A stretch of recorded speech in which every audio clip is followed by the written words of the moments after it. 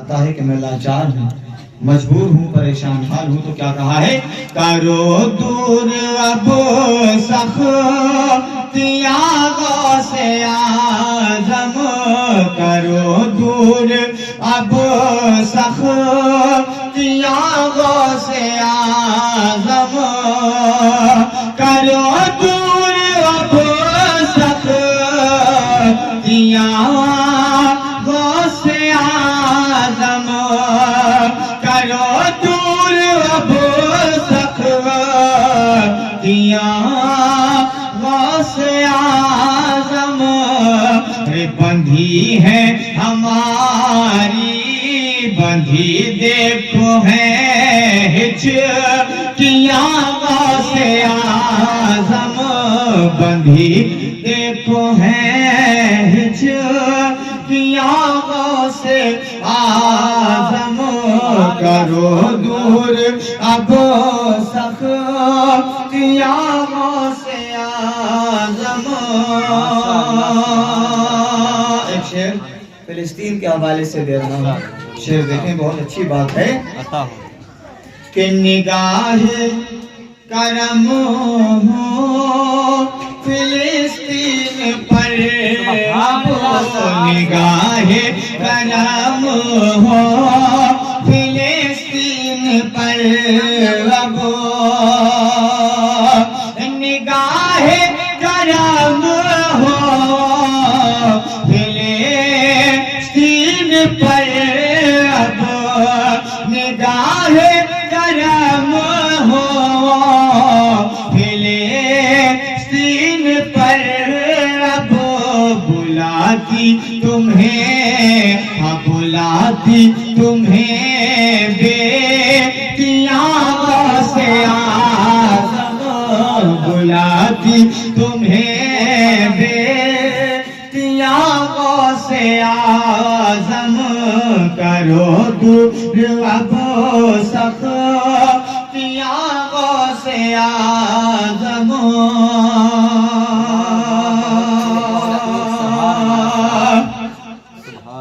صدا دے رہے ہیں دیوانے تمہارے، صدا دے رہے ہیں دیوانے تمہارے،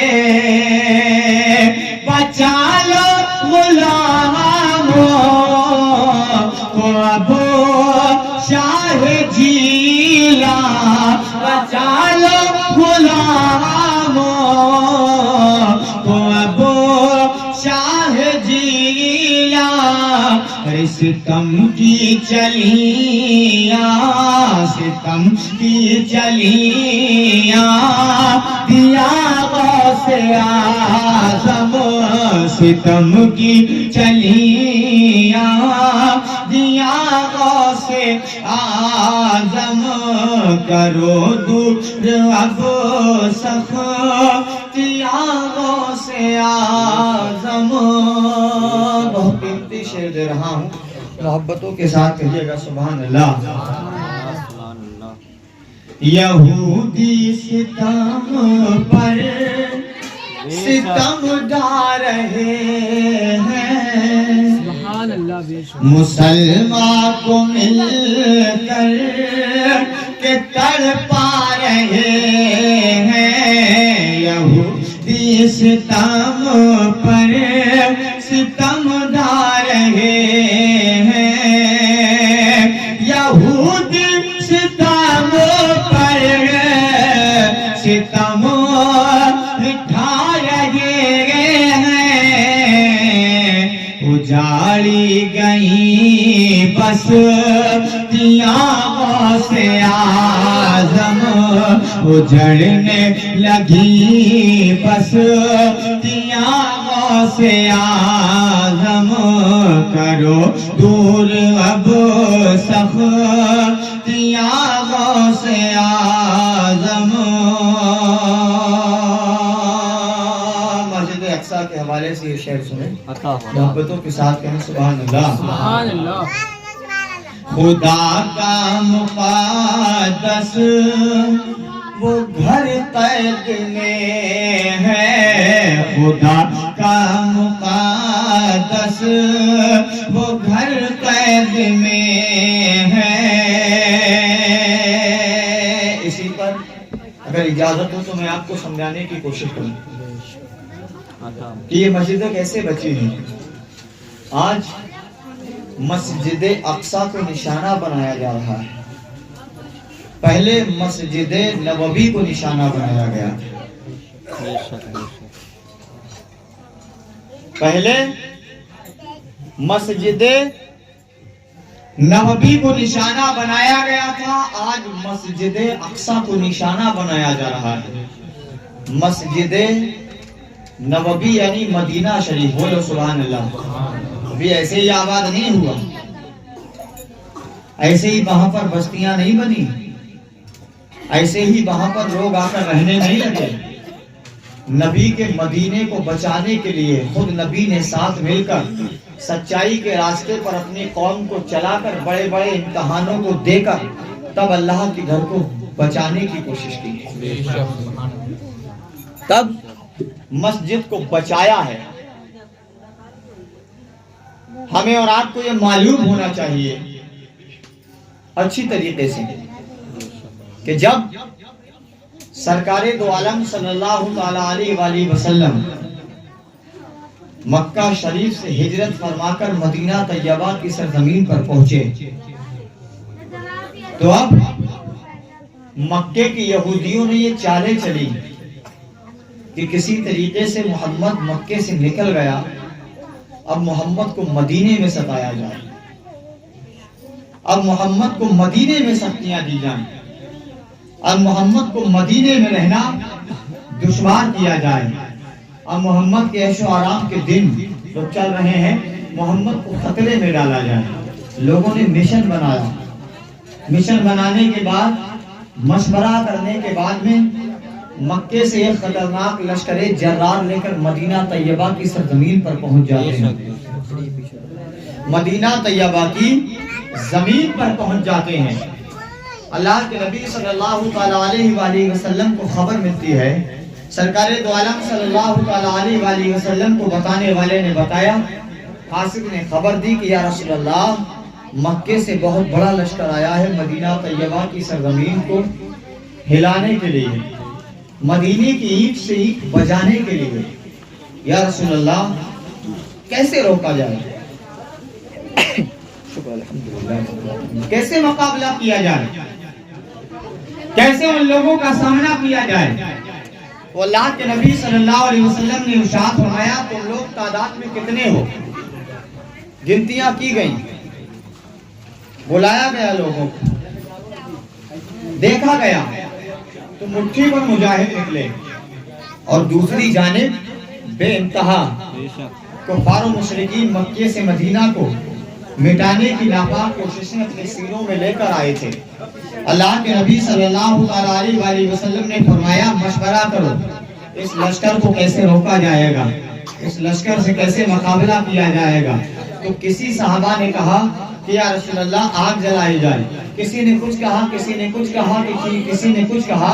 لیکن اللہ کے نبی صلی اللہ علیہ وآلہ وسلم کا ایک صحابی جس کی عمر 250 سال کی تھی, کتنی 250 سال کی عمر کے بعد میں جو ایمان لایا تھا, پتہ لگا اپنے علاقے میں رہتا تھا, گھر پہ پتہ لگا کہ کوئی محمد نام کا شخص ہے جو بہت امانت دار ہے, جس کے پاس لوگ بے انتہا بے جھجک بے خطر اپنی امانتیں رکھ دیتے ہیں, جو صادق ہے یعنی سچ بولتا ہے, کبھی جھوٹ نہیں بولتا, کبھی زندگی میں اس سے گناہ نہیں ہوا ہے, کبھی لوگوں نے اس کو غلط راستے پہ جاتے نہیں دیکھا. تو وہ صحابی وہ انسان ارادہ کرتا ہے کہ میں اپنے گھر کو چھوڑ کر محمد کی بارگاہ میں جا کر حلقہ اسلام میں آ جاؤں گا. وہ کون سا صحابی ہے آپ سنو گے, اس کا خاندان مجوسی تھا. مجوسی ہم اور آپ جانتے ہیں کس کو کہتے ہیں؟ مجوسی اس کو کہتے ہیں کہ جو آگ کی پوجا کرتا ہے. کس کی؟ آگ کی پوجا کرنے والوں کو مجوسی کہتے ہیں. تو اس انسان کا پورا خاندان مجوسی تھا جو آگ کی پوجا کیا کرتا تھا. 250 سال عمر ہو گئی تھی. وہ اللہ کے نبی کی بارگاہ میں آیا, سرکار کی محبتیں دیکھی, رحمتیں دیکھی. اللہ کے نبی کی بارگاہ میں آ کر جانے کا دل نہیں ہوا. کہ یا رسول اللہ کلمہ پڑھا دیجئے گا. اللہ کے نبی نے کلمہ پڑھا دیا. اس صحابی کا نام ہے حضرت سلمان فارسی رضی اللہ تعالیٰ عنہ. بے شک سبحان اللہ. جس کے لیے اللہ کے نبی نے ارشاد فرمایا کہ اے سلمان تو میری اہل بیت میں سے ہے، تو میری اہل بیت میں سے۔ بہرحال ادھر جانے کی ضرورت نہیں، مدینہ اور مسجد کو بچانے کی بات چل رہی ہے۔ ارے مسجدیں تو ویسے ہی بچ جائیں گی اگر مسلمان ارادہ کر لے کہ میں 5 وقتہ نمازیں ایمانداری کے ساتھ میں ادا کیا کروں گا۔ ویسے ہی دوسرے قوموں کو دیکھنے کے بعد میں یہ تیش نہیں آئے گا کہ مسجدیں خالی ہیں، یہ برباد ہیں۔ تمہیں دیکھ کر قومیں ڈر جایا کریں گے کہ آج بھی مسلمان زندہ ہے، آج بھی اللہ کی عبادت کرنے والے، وحدہ لا شریک کے چاہنے والے، ماننے والے آج بھی زندہ ہے، لیکن ہمیں کوئی پرواہ نہیں ہے، کوئی فکر نہیں ہے۔ ہمارے گھر کا دروازہ ٹوٹا ہو تو شام کو ہمیں چنتا رہتی ہے کہ آج یہاں پر کچھ لگا دیا جائے تاکہ کوئی انسان یا کوئی کتا ہمارے گھر کے دروازے کے اندر نہ آ سکے، لیکن مسجدیں کھلی کی کھلی رہ جاتی ہیں، ہمیں کوئی پرواہ نہیں۔ اسی کے لیے ہم تباہ و برباد ہیں، اسی کے لیے آج ہم سے پوچھا جائے تو نئی نئی پکچروں کے ہمیں عجیب عجیب سانگ یاد ہوں گے جن کا کوئی طریقہ ہی نہیں ملتا ہوگا، اور پوچھا جائے کہ وضو میں کتنے فرض ہیں، غسل میں کتنے فرض ہیں، فاتحہ کا طریقہ کیا ہے، لباس کا طریقہ کیا ہے، بزرگوں کا ادب کیا ہے، ایمانداری کیا ہے، سود خوری کیا ہے، حلالی کمائی کیسی ہے، حرامی کمائی کیسی ہے، تمام ہم سے پوچھا جائے تو ہمیں کوئی تمیز نہیں ہے۔ ہم دنیا داری میں لگ گئے، چلیے آج صبح اٹھنے کے بعد یہ کریں گے، وہ کریں گے، یہاں جانا ہے، وہاں جانا ہے، برباد ایسے ہی میرے بھائی۔ چلو مدینہ کیسے بچا ہے، میں آپ کو بتاؤں وہ مسجد نبوی جس میں اللہ کے نبی نے نمازیں ادا فرمائیں وہ کیسے بچی ہے۔ جب مکے سے لشکر جرار آیا، صحابہ اکرام نے خبر دی یا رسول اللہ مدینے کی اینٹ سینٹ بجانے کے لیے ظالم آئے ہیں، سرکار بتائیے گا کیسے مدینے کو بچایا جائے۔ عمر فاروق اعظم نے کہا آگ جلائی جائے، کسی نے کچھ کہا، کسی نے کچھ کہا۔ یہی 250 سال کی عمر کا صحابی تھا جس کا نام حضرت سلمان فارسی ہے۔ آپ نے کہا یا رسول اللہ ہم اتنے بڑے لشکر کا مقابلہ نہیں کر سکتے، ہم اتنے بڑے لشکر کا سامنا نہیں کر سکتے، یا رسول اللہ میری رائے ہے مدینے کے ایک طرف وادیاں ہیں، دوسری طرف کھجوروں کے باغ ہیں، نہ لشکر ادھر سے آئے گا نہ ادھر سے آئے گا، سرکار پیچھے سے بھی پہاڑی علاقہ ہے، ادھر سے بھی نہیں آئے گا، ایک سمت خالی ہے جدھر سے مکے کا لشکر آ سکتا ہے۔ یا رسول اللہ ایسا کیا جائے کہ اس میدان میں جہاں پر آنے کا راستہ ہے چلنے کے بعد بڑی سی خندق کو کھود دیا جائے، وہاں بڑی سا یعنی بڑا سا ہال بنا دیا ہے، بڑا سا کھائی کا پہاڑ بنا دیا جائے یا رسول اللہ تاکہ ظالم اس پار سے اس پار نہ آ سکیں۔ اللہ کے نبی نے ارشاد فرمایا ٹھیک ہے۔ تمام صحابہ سنے، حضرت سلمان فارسی کی یہ رائے سب سے بہتر ہے، حضرت سلمان فارسی کا یہ مشورہ سب سے بہتر ہے۔ تاریخ بتلاتی ہے میرے پیارے، حضرت سلمان فارسی کی رائے پر جب تمام صحابہ قائم ہو گئے، اللہ کے نبی نے ارشاد فرمایا اپنے اپنے اوزار اپنے ہتھیار لے کر چلو خندق کو کھودنا ہے۔ خندق میں پہنچے، اللہ کے نبی صلی اللہ تعالی علیہ وسلم میدان میں جانے کے بعد برابر برابر جگہ کو گاڑ دیتے ہیں، برابر برابر زمین کو گاڑ دیتے ہیں، یا رسول اللہ آپ کی محبتوں کے قربان، تاکہ کوئی یہ نہ کہہ سکے کہ میں کمزور ہوں مجھے جگہ زیادہ دی گئی ہے، میں یعنی طاقتور ہوں مجھے میرے حساب سے کم دی گئی ہے۔ برابر برابر جگہ اللہ کے نبی نے جب بانٹ دی کہا کھودو، تمام صحابہ کھودنا شروع کر دیتے ہیں۔ حضرت سلمان فارسی کے آگے کھودتے کھودتے ایک پتھر کی چٹان آ جاتی ہے، آپ ایک بار گیتی مارتے ہیں اثر نہ ہوا، دوبارہ گیتی ماری اثر نہ ہوا، تیسری مرتبہ گیتی ماری اثر نہ ہوا۔ اللہ کے نبی کی بارگاہ میں آئے، عرض کرتے ہیں یا رسول اللہ صلی اللہ علیہ وسلم میں محنت پر محنت کیے جا رہا ہوں، میری خدائی کے آگے یا رسول اللہ پتھر کی چٹان آ گئی ہے جو کھدنے کا نام نہیں لے رہی ہے، جو ہلنے کا نام نہیں لے رہی ہے۔ اللہ کے نبی نے اتنا سنا تو طرارہ آ گیا اللہ کے نبی کو۔ اللہ کے نبی نے مزمل کی چادر کو اٹھایا، اٹھانے کے بعد شانے پر رکھا اور چل دیے وہاں جہاں پر چٹان تھی۔ اللہ کے نبی خندق میں پہنچے، جانے کے بعد میں آپ نے گیتی کو اٹھایا، آپ کے پاس جو بھی اوزار تھا آپ نے اٹھانے کے بعد میں جب وار کیا، تاریخ بتلاتی ہے کہ اللہ کے نبی نے پہلی بار جب ضرب لگائی تو ایک روشنی سی کوندی، ایک روشنی سی پھوٹی، دوبارہ اللہ کے نبی نے وار کیا، دوبارہ اللہ کے نبی نے جب ضرب لگائی تب بھی روشنی پھوٹی، تیسری مرتبہ اللہ کے نبی نے جب وار کیا ضرب لگائی تب بھی روشنی کوندی، اور چوتھی مرتبہ اللہ کے نبی نے جب ضرب لگائی تو وہ پتھر کی چٹان ریزہ ریزہ ہو کر ٹوٹ جایا کرتی ہے، تب بھی روشنی نکلی۔ صحابہ اکرام اللہ کے نبی کے چہرے کو دیکھتے ہیں، اللہ کے نبی مسکرا رہے تھے۔ عمر فاروق اعظم نے عرض کیا رسول اللہ، اور بھی صحابہ سے عرض کرتے ہیں فدا کا امی وابی یا رسول اللہ، یہ تو بتائیں کہ جب پتھر پہ آپ ضرب لگاتے تھے اور پتھر سے جب روشنی نکلتی تھی تو آپ مسکراتے تھے، اس کی وجہ کیا ہے؟ اللہ کے نبی نے کہا میرے پاس جبریل آئے تھے، جبریل نے آ کر کہا تھا یا رسول اللہ یہ روشنیاں 4 مرتبہ نکلی ہیں، ایک مرتبہ ایسا عالم یا رسول اللہ ہوگا، ایک زمانہ ایسا ہوگا، یہ 4 روشنیاں اس لیے اللہ رب العزت نے نکالی ہیں کہ علاقے میں یعنی دنیا کے ہر کونے میں پورا ہو، اچھے میں اتر ہو، یا کہ दक्षिण हो, हर इलाके में आपकी अजमतों के चर्चे गुनगुनाए जाएंगे, आपकी मोहब्बतों के डंके बजाए जाएंगे, हर तरफ इस्लाम का बोलबाला होगा, हर तरफ मुसलमान ही मुसलमान होंगे।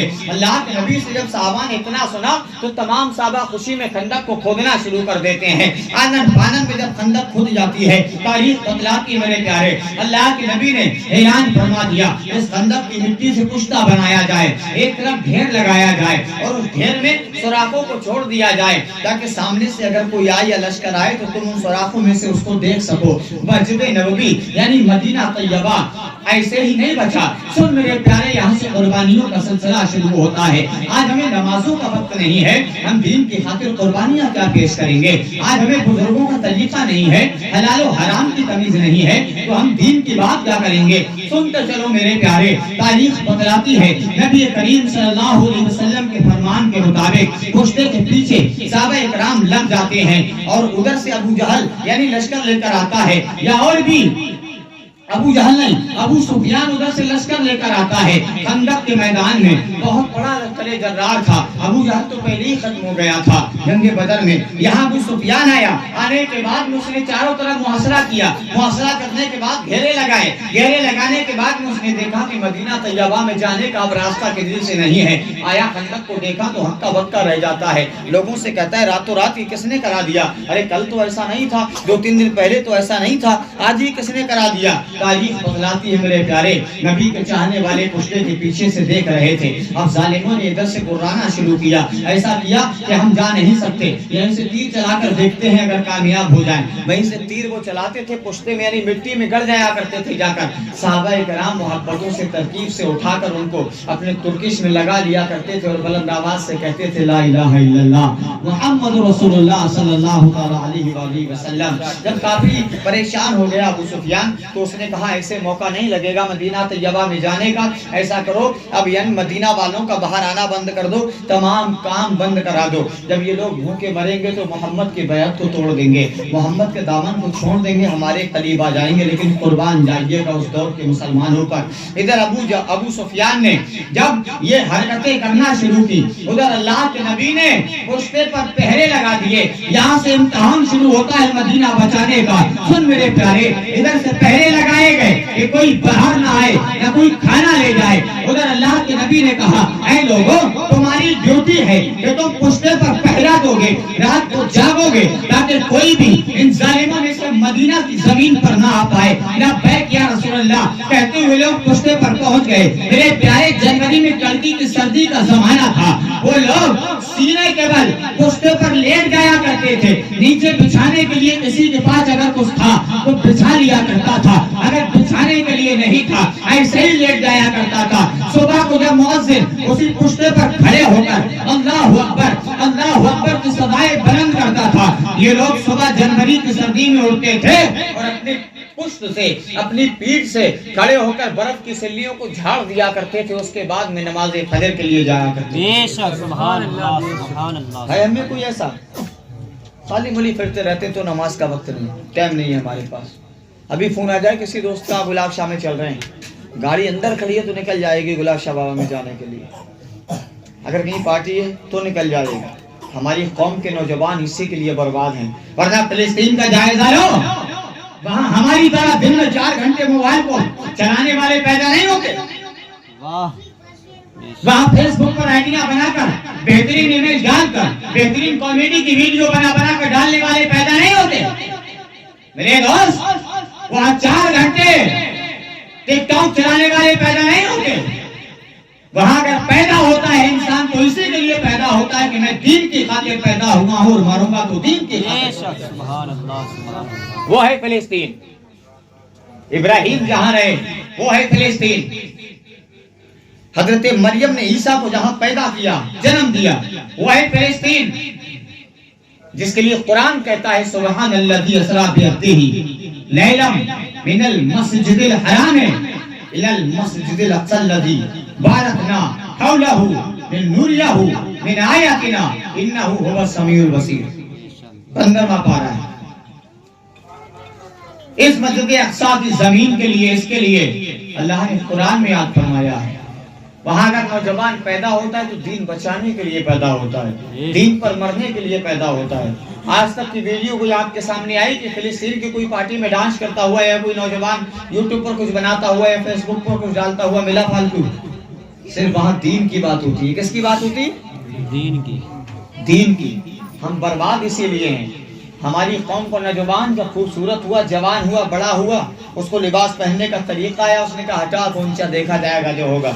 گھر میں آ رہا ہے، باپ دروازے میں بیٹھا، یہ تک تمیز نہیں ہے کہ سلام کر لے، اور گھر میں پہنچا، ڈائریکٹ جانے کے بعد میں شرٹ کے بٹن کھولے، شرٹ کے بٹن کھولنے کے بعد میں بنیان نکالی، نکالنے کے بعد میں یعنی کہ ٹوائلٹ میں گیا، جو فارغ ہونا ہے فارغ ہو کر آیا، آنے کے بعد چارپائی پر بیٹھا، پنکھے کو فین کو چالو کرنے کے بعد اور ماں کو آواز دے رہا ہے، اماں ایک گلاس پانی لے آئیے۔ اسے غیرت نہیں آ رہی، اسے شرم نہیں آ رہی، اسے حیا نہیں آ رہی ہے۔ ارے جس کی چھاتیوں کا دودھ پی پی کر تو چلنے کے قابل ہوا، آج تو اس کو آرام دینے کے قابل جب بنا تو اس پر حکومت چلا رہا ہے۔ لعنت ہے ہماری جوانی پر۔ اللہ کے نبی نے اسی جوانی کے لیے کہا تھا کہ جب مائیں اپنے حاکموں کو پیدا کرنے لگے تو سمجھ لینا قیامت کا زمانہ قریب ہے۔ بے شک، سبحان اللہ، سبحان اللہ۔ برباد ہو گئے ہم، تباہ ہو گئے ہیں، کچھ نہیں بچا ہمارے دامن میں۔ ہم کما تو رہے ہیں، جی تو رہے ہیں، پڑھ تو رہے ہیں، ہنر تو لے رہے ہیں، لیکن ہمیں یہ طریقہ نہیں ہے کہ ہمیں کرنا کیا چاہیے۔ واقعات تو بہت آپ نے سنے ہیں، اور مجھے بھی سینکڑوں واقعات یاد ہیں جو سنا دوں گا۔ تعریفیں کرنے سے کچھ نہیں ہوتا، لیکن اس قوم کو ضرورت ہے اصلاح کی۔ کس کی؟ اصلاح کی۔ نوجوان بیٹھے یہاں، بات کڑوی ہے مگر سچ ہے۔ میرے بھائی ہاتھوں کو اٹھا کر جواب دینا، جنہیں کتنے نوجوان ہیں جنہیں غسل کا طریقہ مکمل معلوم ہے؟ شاید ایک آدھ اٹھ جائے۔ بڑی غیرت کی بات ہے ہمارے اور آپ کے لیے۔ اگر کوئی 15 پاروں کا حافظ ہے، 10 پاروں کا حافظ ہے، یا مدرسے میں ہم نے اپنے بیٹے کو پڑھنے بھیجا جو حافظ شارف صاحب کے برابر میں بیٹھا ہے، آپ دیکھ رہے ہیں، اس کو میں نے مثلا مدرسے میں پڑھنے بھیجا، اور اس کے اساتذہ احترام نے محبت اور شفقت کے ساتھ میں، سختی کے ساتھ میں، دونوں باتوں کے ساتھ میں اس کو پڑھایا۔ اس نے 2 1 3 4 5 پارے حفظ کر لیے، سمجھتے رہے نا، 4 5 پارے اس نے حفظ کر لیے۔ اب گھر آیا، آنے کے بعد میں نے پوچھا کہ بیٹا کتنے پارے ہوئے؟ اس نے کہا ابو 4 پارے یا 5 پارے ہو گئے۔ میں نے کہا بڑی اچھی بات ہے بیٹا، غسل میں کتنے فرض ہیں بتانا۔ اب میرا بیٹا کہتا ہے کہ ابو یہ تو ہمارے استاد نے بتایا نہیں کہ غسل میں کتنے فرض ہیں۔ تو جس کو غسل کرنے کا طریقہ اور فرض نہ بتائے ہوں، کیا وہ بچہ قرآن کو پاکی کی عالم میں چھو سکتا ہے؟ آپ اندازہ لگاؤ، خود فیصلہ کرو۔ جس نوجوان کو غسل کے فرض اور غسل کا طریقہ یاد نہ ہو، کیا اس کی نماز قبول ہو سکتی ہے؟ جسے پاک ہونے کا ہی طریقہ معلوم۔ چھوٹی چھوٹی باتیں ہیں میرے پیارے، لیکن بہت خطرناک باتیں ہیں۔ تقریریں تو آپ سنتے ہی رہتی ہیں۔ ہم صبح اٹھنے کے بعد میں جاتے ہیں، جانے کے بعد میں لوٹا بھرتے ہیں یا ٹنکی ہے تو ایسے ہی چلے جاتے ہیں بیت الخلاء میں۔ کیا مجھے آپ میں سے کوئی بتائے گا بیت الخلاء میں جانے کی دعا کیا ہے، اور بیت الخلاء میں کیسے جانا چاہیے؟ جنہوں نے پڑھا ہے وہ جانتے ہیں، جیسے ہمارے علی جناب ملے بھائی صاحب، انہوں نے پڑھا ہوگا، ان سے پوچھنا۔ اکابروں نے یعنی بڑے علماؤں نے سختی کے ساتھ منع کیا ہے کہ لیٹرین میں ننگے سر جانا منع ہے، ننگے سر جانا منع ہے۔ پوچھا گیا اس کی وجہ کیا ہے، تو پوچھنے والے نے پوچھا تو بتانے والے نے بتایا کہ ہم تو آپ جانتے ہی ہیں کہ نجاست کی جگہ جو ہے وہاں پر، یہ آپ نے سنا ہے، ہم نے بھی سنا ہے کہ خبیثوں کا پہرا ہوتا ہے، رہتے نا وہ لوگ، تو نسیان ہونے کا خطرہ رہتا ہے، پاگل ہونے کا خطرہ رہتا ہے، یادداشت جانے کا خطرہ رہتا ہے اگر ہم اور آپ ننگے سر لیٹرین کے اندر جائیں تو۔ اللہ کے نبی صلی اللہ علیہ وسلم نے منع بھی نہیں فرمایا، سرکار نے ہاں بھی نہیں فرمایا، لیکن زیادہ تر اگر روایتیں ملتی ہیں تو اس بات کی ملتی ہیں کہ اللہ کے نبی نے منع فرمایا کہ لیٹرین کے اندر ننگے سر مت جایا کرو۔ چھوٹی چھوٹی باتیں ہیں لیکن ہمیں علم نہیں، چھوٹی چھوٹی باتیں لیکن ہمیں علم نہیں ہے۔ میرے پیارے، ہم ایمان تو بچا لیں خود کا، اس کے بعد میں مسجدیں بچانے کی بات کریں، اس کے بعد میں دین کی راہوں میں آنے کی بات کریں۔ بات لمبی ہو جائے گی، بس اتنا ہی میں آپ سے کہنا چاہتا ہوں کہ اگر وقت ملے تو اللہ کی بارگاہ میں آ جایا کرو۔ ہم اور آپ جو رزق کی تلاش میں بھاگتے ہیں، کبھی رزق کی تلاش میں بھاگنے کی ضرورت نہیں پڑے گی۔ ہم صرف فجر میں اپنے رازق کو جا کر راضی کر لیں، ہمارے مقدر کا رزق ہمارے دروازے تک پہنچا دیا جائے۔ سبحان اللہ، سبحان اللہ۔ ایمان ہے، عقیدہ ہے۔ الحمدللہ ہر انسان جانتا ہے کہ مجھے کرنا کیا تھا، میں کرنے کیا آیا ہوں، میں کر کیا رہا ہوں۔ میرے بھائی یہ چھوٹی چھوٹی باتیں ہیں لیکن بہت بڑی باتیں ہیں۔ ہم اور آپ جمعرات کو کھڑے ہو جاتے ہیں دروازے پہ، کاش کوئی مل جائے فاتحہ پڑھنے والا جس کو آواز دے دے، کاش کوئی مل جائے پڑھنے والا جس کو آواز دے دے۔ کہ ہمارے بچے اس قابل نہیں ہیں کہ ہم پڑھا سکیں؟ کیا ہمارے بچے اس قابل نہیں ہیں کہ ہم پڑھا سکیں؟ ورنہ شریعت کا تو یہ حکم ہے کہ 7 سال کی عمر ہو جائے تو نماز کا طریقہ سکھاؤ، تھوڑا اور بڑا ہو جائے سختی کے ساتھ بتاؤ، جب 10 سال کی عمر ہو جائے نہ جائے تو مار مار کر اللہ کی بارگاہ میں لے جائے۔ بے شک حق ہے۔ پھر بھی ہمارا بیٹا کلکٹر بنے گا، لینٹر فلنٹر پڑھ کے پتہ نہیں کیا کیا بنے گا، لیکن اگر پوچھا جائے کہ حقیقت کیا تو اس کو یہ علم نہیں ہے کہ میں کرنے کے آیا تھا۔ ایسے تو بنو کہ ہمارے باپ کا اگر انتقال ہو جائے تو باپ کے مرنے کے بعد میں ہم اگر قبرستان جائیں، جانے کے بعد میں ہاتھوں کو اٹھا کر کچھ یاد ہو تو دعا کر دیں تاکہ اللہ تعالیٰ ہمارے باپ کو جنت عطا فرما دے، ہماری ماں کو جنت عطا فرما دے۔ ایک بیٹا تھا اپنے باپ کے حق میں دعائیں کرتا تھا، بہت بہت اچھی حدیث ہے، میں آپ کو بتا رہا ہوں، بخاری شریف کی حدیث ہے، مسلم میں بھی ہے، اور جس کتاب میں ہے اس وقت محمد مدار مسجد کے حجرے میں رکھی ہے۔ کتاب کا نام ہے درود پاک میں اللہم صلی علی سیدنا و مولانا محمد وآلہ وسلم علیہ الصلوۃ والسلام علیک یا رسول اللہ یا نبی اللہ یا حبیب اللہ صلی اللہ تعالی علیہ وآلہ وسلم۔ اگر آپ ذہن سے نام نکل رہا ہے جس کا درس میں رمضانوں میں فجر کی نماز کے بعد میں دیا کرتا تھا، وہ کتاب رکھی ہے، اس کا نام میرے ذہن سے نکل رہا ہے، حجرے میں رکھی ہے جہاں انویٹر ہے اس کے اوپر والی الواری میں۔ اس کے اندر یہ لکھا ہوا ہے کہ ایک باپ کا انتقال ہو گیا، اس کا بیٹا اس کے حق میں بہت دعائیں کرتا تھا، دن و رات دعائیں کیا کرتا تھا، بہت لگ کے دعائیں کرتا تھا۔ اتفاق سے ایک دن اس کے بیٹے سے گناہ ہو جاتا ہے، ایک دن اس کے بیٹے سے گناہ ہو جاتا ہے۔ اس کا باپ جب بھی اس کے خواب میں آتا تھا بہترین باتیں کرتا تھا، بہت اچھی طریقے سے، کہ بیٹا تیری دعا سے اللہ نے مجھے یہ عطا فرمایا، مجھے یہ دیا، پروردگار نے آج مجھ کو یہ ملا ہے۔ جس دن اس کے بیٹے سے گناہ ہو گیا اس دن خواب میں اس کا باپ آیا، پریشانی کے عالم میں تھا، بہت رو رہا تھا، بہت پریشان تھا۔ بیٹے نے خواب میں پوچھا کہ بابا آج تک تو ہنستے ہوئے آتے تھے، آج کیا بات ہو گئی؟ جو آپ کا چہرہ گلاب کی طرح کھلا رہتا تھا آج مرجھا گیا ہے۔ تو باپ نے کہا بیٹا کل تک تو جب نیک راستے پر چلتا تھا، دین کی بات بتاتا تھا تو اللہ تعالیٰ مجھ کو آرام دیتا تھا، مجھے چین دیتا تھا، نیک کام کرتا تھا، نمازیں پڑھ کے دعائیں کرتا تھا، اللہ تعالیٰ اس کی برکتیں دیتا تھا۔ آج تو نے کوئی گناہ کر دیا تو تیرے گناہ کرنے کی وجہ سے اللہ نے مجھ کو عذاب دے دیا۔ تو اگر باپ مر جائے، اولاد دنیا میں جی کر گناہ کرے تو اس کا خمیازہ ماں باپ کے سر بھی ہے اگر دنیا سے چلے گئے ہیں۔ میرے بھائی ہمیں قدم تھوم کر رکھنا ہے کہ ہمیں کرنا کیا ہے۔ علم وہ دولت ہے، سمجھ لیجئے گا، جو سب کے حصے میں نہیں آتی ہے۔ الحمدللہ جو سمجھے گا وہی جانے گا کہ ماں باپ کی عظمت کیا ہے، حلال کیا ہے، نمازیں پڑھنے سے کیا ملتا ہے، ہمیں کیسے رہنا چاہیے، ہمیں کیا کرنا چاہیے۔ مجھے امید ہے کہ آپ اچھی طریقے سے آج کی گفتگو سمجھ گئے ہوں گے۔ اگر سمجھ گئے ہوں تو یہ دعا کریں کہ اللہ تعالیٰ ہم تمام کو اس پر عمل کرنے کی توفیق عطا فرمائے، اللہ تعالیٰ ہم تمام کو پریشانیوں سے محفوظیت عطا فرمائے۔ اللہ رب العزت کی بارگاہ میں دعا ہے کہ پروردگار اپنے محبوب کے وسیلے سے ہمارے بگڑے کاموں کو درست فرما دے اور ہم تمام کو اچھی طریقے سے اس پر عمل کرنے کی توفیق عطا فرمائے۔ آمین ثم آمین۔